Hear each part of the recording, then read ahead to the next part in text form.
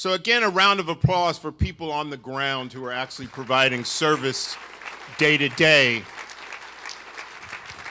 in helping to solve this problem. And next up is a good friend of mine, Professor Gary Painter, to give us some details about the scope of this problem. Well, good morning, everyone. After the voices have been really raised here today, I think you understand why this is such a critical issue. And those are the voices that are going to guide us.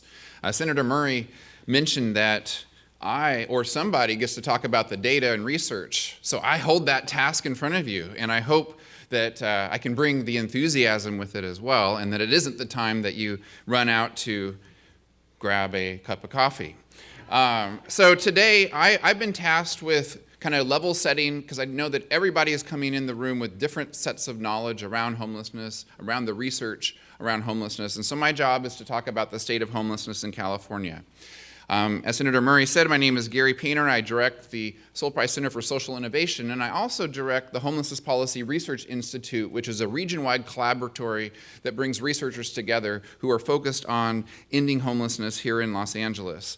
In our work, addressing homelessness is central to what we do, but we also address issues more broadly around housing instability, because you don't become homeless unless you are instably housed or at risk of not being able to pay the rent. So today I'm going to share a few things, and let me see if the clicker will move for me. These are pictures of Los Angeles. These are pictures that are in front of us. We have the beautiful skyline of the city, but to the left of that, you see people living in tents, as Governor Schwarzenegger said. Rather than tents, why not build housing, as Skid Row Housing Trust did just down in Skid Row? I think all of us agree that that's the right place for people who are living on the streets to be. I'm going to try to talk a little bit about what we know about homelessness in California, who's experiencing homelessness, how we got here, what are some of the emerging issues that are going to take a critical eye as we move forward, and what we should do next. So these are data that have already been talked about a little bit. The number of people experiencing homelessness in California has risen from 10 years ago from around 120,000 to over 150,000. Here in LA, in the continuum of care, it's risen from 33,000 up to 56,000. Countywide, it's closer to 60,000. These are dramatic increases. These increases are quite stark if you look at just the last 2 years. In California, the increase has been 15%. In LA City and County, it's been 7.3% at a time when in the country, homelessness has risen only 3%. I hesitate to use the word only because that's not acceptable either. In California, you can see in the red that 77% of counties have actually experienced increases in homelessness, whereas only 10 have experienced decreases in homelessness. What do we know about homelessness? Well, what we know is that in California, 72% of people experiencing homelessness are unsheltered. That's the highest share of any state in the country. In fact, nationwide, California holds over 50% of people who are unsheltered. And I think this is critical because if you're unsheltered, what research has shown is that you're much more likely to face health challenges, violence, trauma, and longer lengths of homelessness and returns to homelessness than people who are who are living in shelters. We also see that unsheltered people interact with the police far more often and need emergency health services much more often. We see that people who are experiencing homelessness have different reasons that they actually give for experiencing homelessness. From data here in Los Angeles County, what we know in the red, you'll see the newly homeless. These are people who have actually been homeless less than a year. And in the yellow, you'll see people who have been chronically homeless as defined by HUD. That means they have a disabled condition and have been homeless for more than a year. And what you see is that the reasons people become homeless are varied. So in terms of the first column on your left, my right, are behavioral issues. So these could be mental health issues or addiction issues. And the newly homeless only have a 15% prevalence. But as you are on the streets, it was alluded to earlier, these conditions multiply, and those people who are chronically homeless have much higher rates, around 30%. People with health conditions, newly homeless, 8%. Those who are chronically homeless, 16%. The figure that really stands out, though, is that most people who are experiencing homelessness cite economic reasons as the primary reason that they are homeless, alluding to what Governor Schwarzenegger said about people with jobs who were living in their cars experiencing homelessness. In LA County, the newly homeless, 57% cite this as the reason they're homeless, and among families, it's 71%, which is just really staggering. The population is diverse across many dimensions. As Amy mentioned earlier, there's more men who are homeless than female. And as she noted, there's been a 41% increase in women experiencing homelessness over the last 6 years. We're seeing that more women are becoming homeless for the very first time, and that 36% of women who are experiencing homelessness survive domestic violence. If you look at folks who are of a variety of different ethnic and racial origins, you see some really stark statistics. And I'm going to point you to those who are on your right. Among black populations and among native populations, you see enormous disproportionality. To your left, you see the Latino population and the Asian population. And the red there is the share that they represent within California. The yellow represents the share of the homeless that are among that race and ethnic group. And so you can see on your right that while 6% of California are African American, among the homeless it's 30. Among native populations it's 1.6%. In general in California, but 4.5% of the homeless are native. So how did we get here?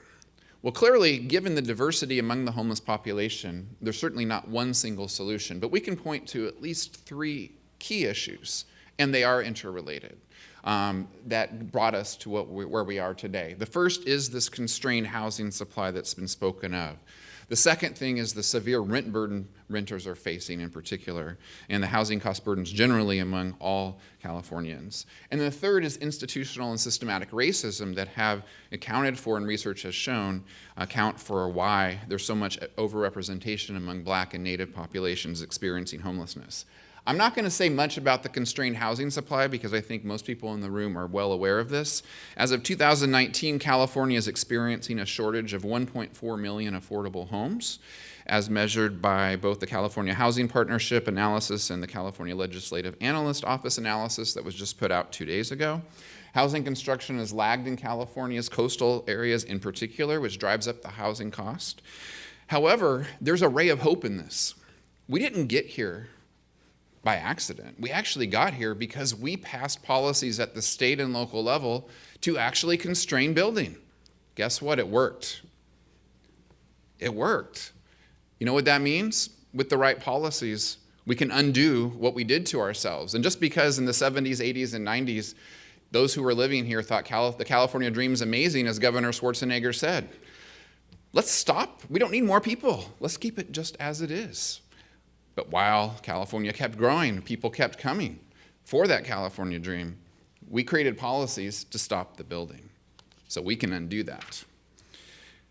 What does this mean for people? Well, it means that people are going to be facing severe rent burden. This is defined as people paying more than half of their income as rent. The charts, you can't probably see all the different places if you're in the back, but it ranges from people living in Riverside. 29% of that population is paying more than 50% of their income as rent. Here in Los Angeles, it's 28%. When you add it up over the state of California, approximately 1.3 million households pay more than half their income as rent. If you look at your own budget sheet and think about what that would mean for you, you can see why so many people are housing insecure. We see issues of structural racism persistent across many, many, many systems. You can't just look at the homeless service system. You have to look at many systems. What we see is that there's overrepresentation in the criminal justice system by black people in particular. They represent 30% of the population in county jails. We also know that 20% of the people who are in county jails were homeless in the last 2 years, who had just entered jail. That's pretty shocking. Black people have been historically and systematically precluded from housing opportunities, including redlining, and many other things. I have done research on this topic itself, and what we see in both housing and employment is that if your name sounds African, you're much less likely to get responses, either from a landlord or from an employer. Those little things add up and add up to equal the kind of disproportionality that we saw in those data. And there's been a wonderful report that was commissioned here in Los Angeles. The Ad Hoc Committee for Black People Experiencing Homelessness document this very, very carefully, explaining why we got there. But there are some emerging issues. While the homeless service system ostensibly could have been imagined to have been created for white men, and it was, then the homeless service system started to address issues for black men, then for women, etc. The issues are very dynamic and complex now, the issues that we face. Vehicular homelessness is not an issue that people really thought a lot about. Well, here in Los Angeles County, there are 16,528 people experiencing homelessness, sleeping in vehicles, cars, vans, RVs, etc. Guess how many safe parking spaces we have? According to the county's website, we have 354. Looks like we need a few more. And I think everyone can agree that at the very least, it's much better for everyone in the community, for people who are having to live in their cars in this moment, to connect to people, to have safety, to have hygiene, and then be able to reconnect to the job that they had, because we know from the research, 20% of those people are working full-time living in their cars. About 60% are already working part-time, and the others who aren't working were working before they ended up having to live in their cars because they couldn't pay the rent. We need to think about what do we need for supportive housing. If you are facing these multiple conditions of mental illness and so forth, we have to have the kind of housing that is going to serve these folks. According to the definition from HUD of chronic homelessness, there's approximately 14,000 people who are currently unsheltered that require this kind of housing. Through Measure H at the county and Measure Triple H here at the city of Los Angeles, we've actually put together the ability to build about 10,000 units.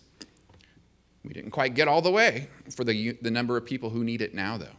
And so there's much more work to be done for those who have multiple issues that they're dealing with. There's an aging population. Research has shown that as people over 50 experience homelessness, they accelerate frailty. So that someone who's been on the street for roughly 3 to 6 months, who's 50 years old, presents medically as a 70-year-old. Just that short amount of time. These are really drastic figures, and the homeless service system is not yet ready to account for that population change. Latino homelessness is on the rise. As you saw in the previous stat, actually the percentage of the population among Latinos who are homeless is less than the overall population. But it's been growing, and it's been growing among families, and it's been, and people haven't quite got a handle on why. What is happening among these populations that previously were not as represented among those who are homeless. So we have a lot to do. Where do we go from here? Well, I like to put it in two categories, and I'm going to turn it over to the panels to give you the answers. Systems have to change, and we have to help people who are currently experiencing homelessness or risk of homelessness. So when the systems change, there's many things we could talk about. We could talk about financing models. Anyone that's tried to put the financing together for an affordable housing development knows how fun that is. Right? The capital stack of this tax credit and this abatement and that thing. By the time you get up to the top, it's taken you 3 years longer than it would have if you just went to market with units, right? We know that there has to be planning reform. We know there has to be zoning reform. SB 50, which got a lot of attention, rightfully so, thinking sensibly about where could we upzone, we create more density, right? Got a lot of pushback from all different fronts. We have to think creatively about what we can do in the short run while also tackling these system level issues in the long run. And as I mentioned before, institutional racism is real and is critical to address in the work that we do. And certainly there has been work happening at the state and local levels around ban the box, around not allowing landlords to discriminate if you have a voucher. Like these are things that we can do as public policy to remove the systematic barriers that people, especially black people, face here in California. But we have to think about the people, the people's voices. You know, as Governor Schwarzenegger said, it's not just a tent on the sidewalk, it's someone in the tent. It's actually maybe a family living in that tent. We have to think about what to do now for them. And there are a variety of different ideas that we should try in terms of prevention, knowing that there's so many people paying more than half their income as rent, and hundreds of thousands, according to the data, paying more than 70% of their income as rent. I can't even imagine what that actually means and how precarious and how they have to scramble together just to stay in their house. It's essential that we do something to prevent homelessness for those people. And there's a lot of different things that we can try there, rental assistance perhaps being one of them. We can expand Medicaid benefits, Medi-Cal, et cetera. And that was part of the governor's one-time allocation, is to actually recognize that we need to do more for people who need medical services along with housing. And we need to do a better job of linking people to supportive housing. There's far too many people who are unsheltered that are not connected to housing resources and not connected to other resources they desperately need. So with that, I'm very pleased to turn it back over to our MC, who will introduce Dr. Ben Carson. And I would invite you to connect with us today with your favorite Twitter handle, Facebook, etc., and be involved in the conversation. If you have an idea, tweet it out, tweet it to us, tweet it with us, and we'd love to continue to find solutions to homelessness here in LA County, in California, and beyond. Thank you very much. My name is Christian Grose. I'm the academic director at the USC Schwarzenegger Institute, and we're going to present some new data that we've collected on attitudes of California voters on homelessness. Last week, a poll was in the field, and this is the first time that we've had a chance to release this to the public. As Governor Schwarzenegger said earlier, if you want to take action on homelessness, you need to know what people think. The best way to get elected officials to take action is to show them what the voters of California think on this issue of homelessness. So just really quickly want to thank Dr. Gary Painter, Dr. Mindy Ramirez, Dr. Pam McCann, who partnered with me and with the Schwarzenegger Institute and the Price Center and the Price School on this poll on homelessness. So we asked voters, what is the most important issue facing California? It was an open-ended question where they could say anything. This is a word cloud that displays the top 40 responses that were given. The larger words show those that were more important and mentioned more frequently. The number one issue is unsurprising to all of you gathered here today, was homelessness or housing. 23% of California voters thought that was the most important issue. Number two was climate change or the environment. 15% of California voters thought that was the most important issue. Third issue that's most important, immigration. One thing that Governor Schwarzenegger mentioned already, stealing one of the most interesting questions in the entire poll, is that a lot of Californians are afraid that they could become homeless. 37.5% of California likely voters, this is not residents of California, this is likely voters in California, Democrat, Republican, and no party preference, are afraid they or a family member could become homeless. And that's after we provided them this definition, which is the HUD definition of homelessness, so that this is what they are afraid of. This is even as a significant plurality of California voters rate the economy as good or excellent. And so we have a group of people who are doing quite well and a pretty significant group of people who are afraid that they could become homeless. A quarter of California voters know someone personally who is homeless, and this is significantly larger for Latino voters and people of color. We asked a lot of questions about policy solutions. Voters have very mixed attitudes and opinions. They generally favor compassionate policies, but also favor enforcement mixed with compassion, depending on the question. There's a lot of compassion on several questions. Two I want to highlight. A majority of voters favor creating more public parking for RVs and for people who are unhoused. A majority support families with children who are unable to find housing being able to stay on the streets.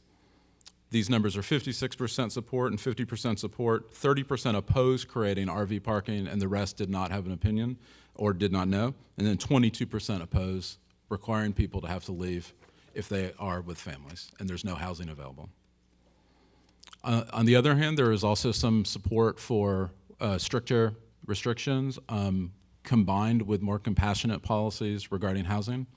Majority supported providing interim housing while simultaneously not allowing people to stay on the streets if interim housing is available, right? The right to shelter proposal that we're going to be hearing about later. 75%, this was the largest number, support enforcing restrictions on people sleeping overnight in public canyons, hills, and other high fire risk areas. And there is also significant support for restricting sleeping in tents. And so the public is generally quite compassionate on certain policies and is concerned, and then the public is also really favoring some restrictions mixed with compassion, and it's a really mixed bag. And I don't envy the elected officials that have to deal with this. Finally, enforcement-only policies are extremely unpopular. This is sort of the compassionless approach, just the idea of having people experiencing homelessness having to not be allowed to be on the street if there's not housing available is extremely unpopular in the state of California. And so just to conclude, there are lots of people in the state who are impacted by homelessness personally, know someone personally, are afraid they could become homeless themselves. There's a lot of inconsistency in attitudes about policies where people favor some sort of restrictive policies and others favor much more compassionate policies. The entire results are over 20 questions of data. They're going to be released shortly and should be available online, and we're happy to take any additional inquiries on these new data. Thank you.